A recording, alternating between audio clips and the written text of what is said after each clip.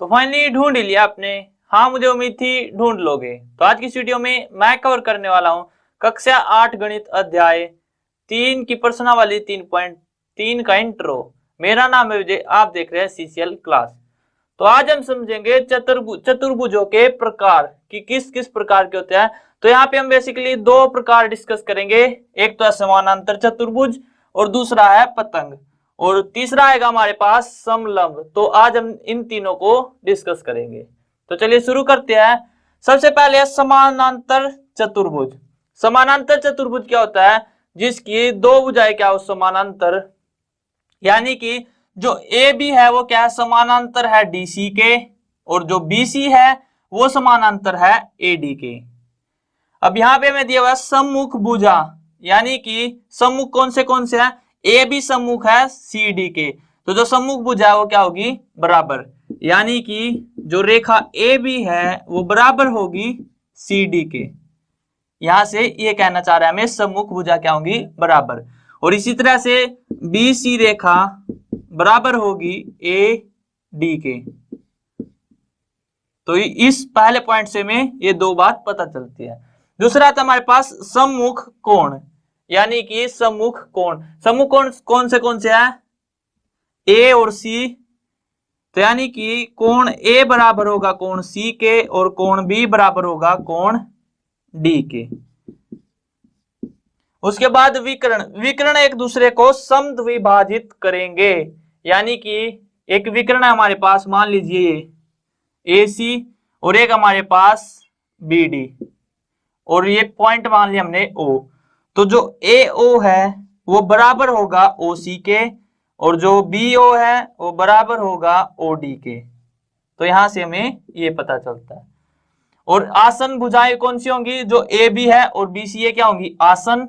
और आसन कौन? जैसे कोण ए कोण बी, कोण ए कोण डी, ये क्या होंगे? आसन। आसन का मतलब क्या होता है? एडजेसेंट, यानी कि उससे लगते हुए। भुजा भी कह सकते हैं लगती हुई, या फिर लगते हुए कोण, वो आसन। और सम्मुख यानी कि ओपोजिट साइड या फिर एंगल। सम्मुख का मतलब क्या होता है? ओपोजिट। तो दोबारा देखते हैं। देखो समानांतर चतुर्भुज में जो सम्मुख भुजा है वो क्या होंगी? बराबर। सम्मुख कोण बराबर। और जो विकर्ण है वो एक दूसरे को काटेंगे जहां पे, तो वहां से विकर्ण क्या होंगे? आधे आधे फिर समद्विभाजित होंगे। समद्विभाजित का मतलब क्या है? कि समान लेंथ होगी, यानी कि जो ये लंबाई हमारे पास वही लंबाई ये है, और जो ये लंबाई है वही लंबाई ये है।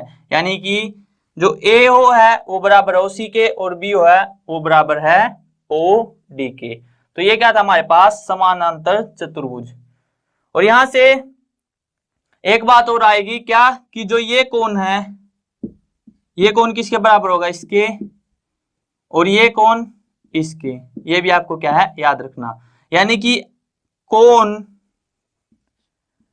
ओ ए बी बराबर होगा कोण ओ सी डी के। एक ये भी क्या है? महत्वपूर्ण पॉइंट है कि जो ये कोण है, पहला कोण मान लीजिए हमने इसको नंबर दिया 1, तो 1 बराबर है 2 के, और 3 बराबर है 4 के। ये नंबर अच्छे से देख लो आप, कि जो ये ओ ए बी है ये कोण बराबर होगा ओ सी डी के, और जो कोण है हमारे पास कौन सा? ये ओ ए डी, ये बराबर होगा हमारे पास ओ सी बी के। तो ये था जो कुछ भी हम बता सकते हैं आपको किसके बारे में? समानांतर चतुर्भुज के बारे में।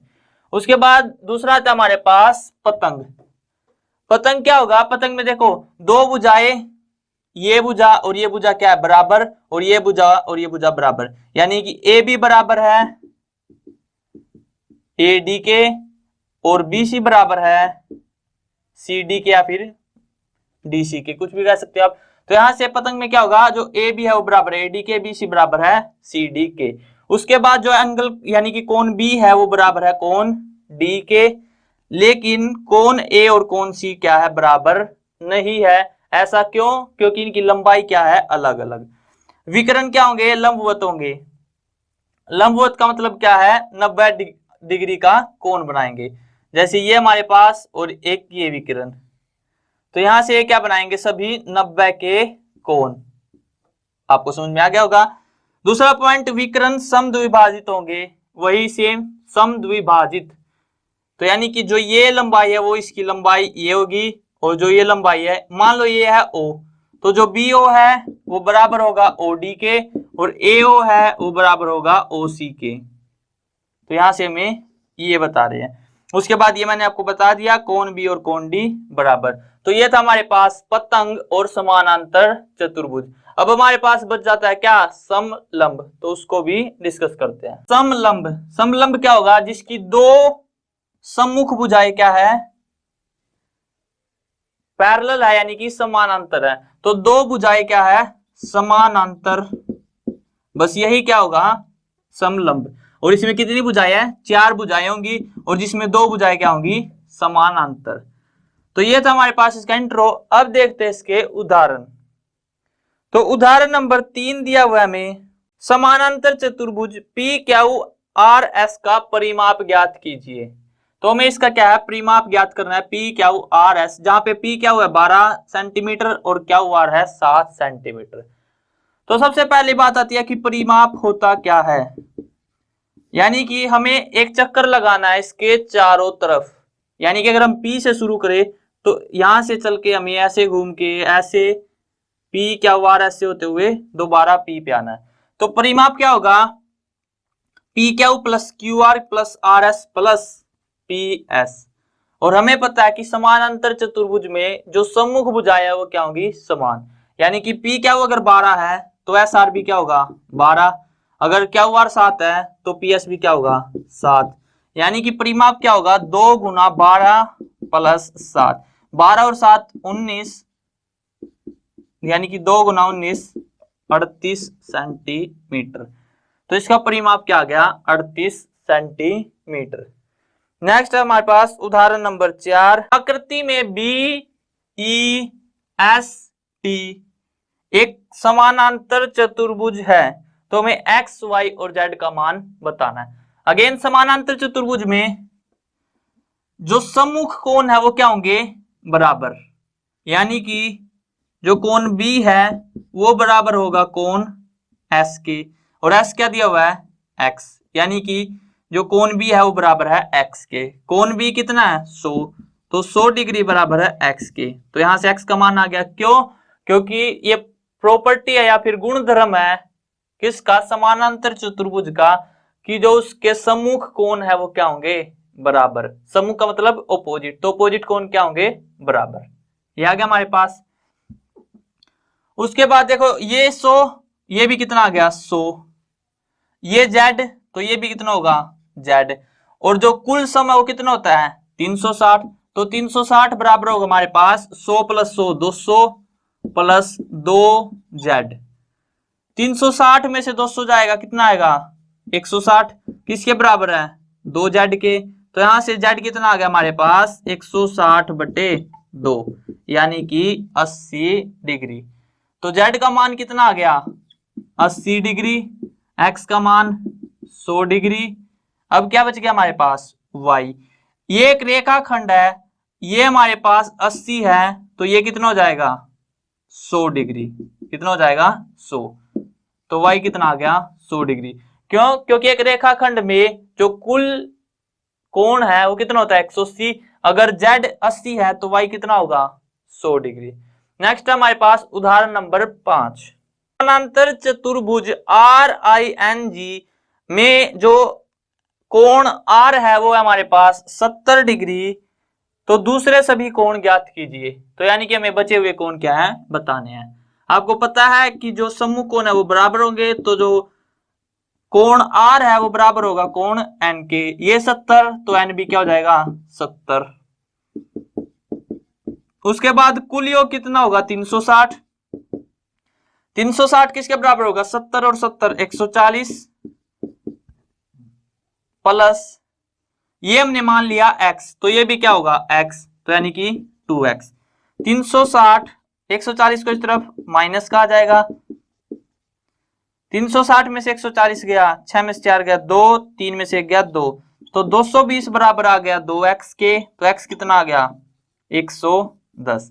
यानी कि जो एंगल I है और जो एंगल R है, R नहीं सॉरी G, तो जो एंगल आई और जी क्या है वो कितना है 110। तो हमारे पास कोण क्या आ गए, जो एंगल आई है वो आ गया 110, एंगल एन आ गया 70 और जो कोण जी है वो आ गया 110। लास्ट हमारे पास उदाहरण नंबर 6। आकृति में HELP एक समानांतर चतुर्भुज है, दिया है लंबाई सेंटीमीटर में, तो लंबाई दी हुई हमें OE है 4 सेंटीमीटर, OE कितना है 4 सेंटीमीटर, और HL PE से 5 अधिक है। HL क्या है, PE से 5 ज्यादा, तो अगर बराबर रखेंगे तो 5 कहां जुड़ेगा, HL क्या है ज्यादा, तो अगर बराबरी करनी है तो PE क्या है कम, उसमें क्या जोड़ना पड़ेगा 5, तो PE प्लस 5। OH ज्ञात कीजिए, तो हमें क्या है OH बताना है। देखो OE है 4, OE 4, ये 4 तो ये भी क्या होगा हमारे पास 4, क्यों, क्योंकि जो विकर्ण है वो क्या होते हैं समद्विभाजित होते हैं, तो ये 4 तो ये भी क्या आ गया 4। उसके बाद HL PE से 5 अधिक है, तो P कितने हमारे पास 8, तो HL कितना आ जाएगा 8 और 5 13, तो जो HL है हमारे पास वो कितना आ गया 13। अब हमें बताना क्या है OH। देखो HL 13 है तो OH क्या होगा इसका आधा, यानी कि 13 का आधा 6.5, तो 6.5, तो OH क्या आ गया हमारे पास 6.5 सेंटीमीटर।